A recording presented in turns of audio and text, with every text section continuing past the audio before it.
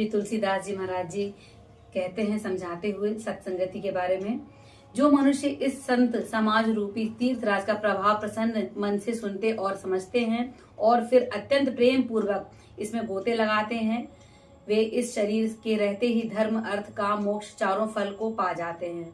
इस तीर्थराज में स्नान का फल तत्काल ऐसा देखने में आता है कि कौवे कोयल बन जाते हैं और बगुले हंस। यह सुनकर कोई आश्चर्य ना करे, क्योंकि सत्संगति की महिमा छिपी नहीं है। वाल्मीकि जी, नारद जी और अगस्त जी ने अपने अपने मुखों से अपनी होनी जीवन का वृत्तांत कही है।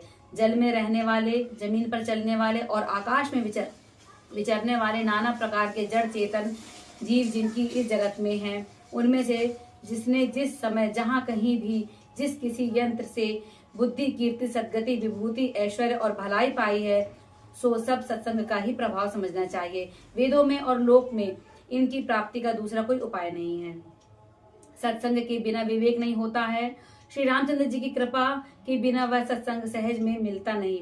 सत्संगति आनंद और कल्याण की जड़ है। सत्संग की सिद्धि प्राप्ति ही फल है और सब साधन को फूल है।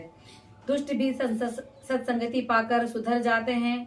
जैसे पारस के स्पर्श से लोहा सुहावना हो जाता है, सुंदर सोना बन जाता है, किंतु दैव योग से यदि कभी सज्जन को संगति में पड़ जाते हैं तो वे वहां भी सांप की मणि के समान अपने गुणों का ही अनुसरण करते हैं। अर्थात जिस प्रकार सांप का संसर्ग पाकर भी मणि उसके विष को ग्रहण नहीं करती तथा अपने सहज गुण प्रकाश को नहीं छोड़ती, उसी प्रकार साधु पुरुष दुष्टों के संग में रहकर भी दूसरों को प्रकाश ही देते हैं। दुष्टों का उन पर कोई प्रभाव नहीं पड़ता। ब्रह्मा विष्णु शिव कवि और पंडितों की वाणी भी संत महिमा का वर्णन करने में सकुचाती है। वह मुझसे किस प्रकार कही जाती है, जैसे साग तरकारी बेचने वाले से मणियों के समूह नहीं कहे जाते। मैं संतों को प्रणाम करता हूँ जिनके चित्त में समता है, जिनका ना कोई मित्र है और ना कोई शत्रु। जैसे अंजलि में रखे हुए सुंदर फूल, जिन हाथों ने फूलों को तोड़ा और जिसने उनको रखा, उन दोनों को ही हाथों को समान रूप से सुगंधित करते हैं, वैसे ही संत शत्रु मित्र दोनों का ही समान रूप से कल्याण करते हैं। संत सरल हृदय और जगत के हितकारी होते हैं।